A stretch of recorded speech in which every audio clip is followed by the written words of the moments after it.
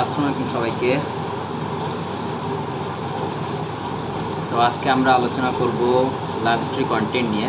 So love story content একটা সময় ছিল 4 বছর আগে আমরা যখন আসি, তো তখন আমাদের চ্যানেলের সংখ্যা ছিল অনেক কম।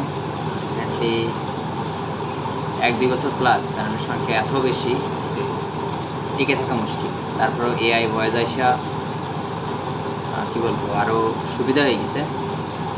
তো রিসেন্টলি আমি নিজেও এআই ভয়েস দিয়েই কাজ করছি। আমার চ্যানেলে যত ভয়েস সব এআই দেওয়া, তো মোনেটাইজও দিচ্ছে, কোনো সমস্যা নাই। এখন অনেকে আবার চ্যানেল বিক্রি করতেছে, সেল করতেছে, এভাবেই চলতেছে। যেহেতু এআই নির্ভর হয়ে গেছে, সো আমরাও এআই নির্ভর। এখন থেকে আর ভয়েসের জন্য বেশি কিছু করা লাগে না, জাস্ট ভয়েসগুলো স্কেপ কাট করে জেনারেট করলেই হয়ে যাচ্ছে। এছাড়াও অনেকেই অনেকভাবেই চেষ্টা করতেছে, অনেকে আবার তাদের কাছ থেকে নিচ্ছে যারা ভয়েস দিচ্ছে, কিন্তু আমরা নিজেরাই চেষ্টা করতেছি এআই দিয়ে। আলহামদুলিল্লাহ ভালোই হচ্ছে। এর মাধ্যমে এখন হচ্ছে না এমন কিছু নাই। এমনকি চ্যাট জিপিটিকে যদি বলা হয় যে গল্প সাজেস্ট করতে বা লিখে দিতে, সেগুলো আমরা পাচ্ছি। তো এখন দেখা যাক কতদূর কী করা যায়। আর এতদিন আর গল্প দিচ্ছি না, গল্প আর কবে দিব সঠিক জানি না, এখন দেখা যাক।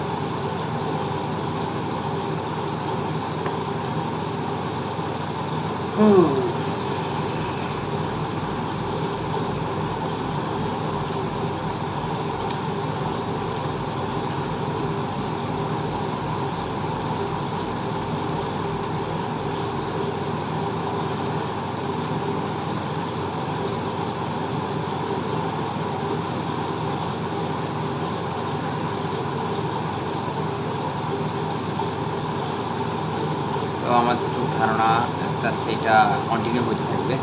যদি এআই আসতেছে, এআই সাইড নিয়ে হয়তো বা ইউটিউব নতুন কোনো আপডেট দিবে বা নতুন কিছু করার চেষ্টা করবে। সো দেখা যাক কী হয় বা কী আসে, আমি সঠিক জানি না।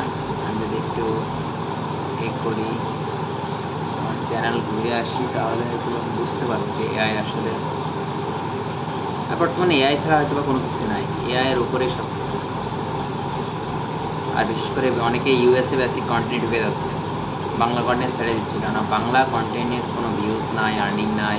মানে আর্নিং নাই না, আর্নিং অনেক কম। তার কারণে এখন বাংলা কন্টেন্ট বাদ দিয়ে সবাই ইউএসএ বেসিক কন্টেন্ট ঢুকে যাচ্ছে।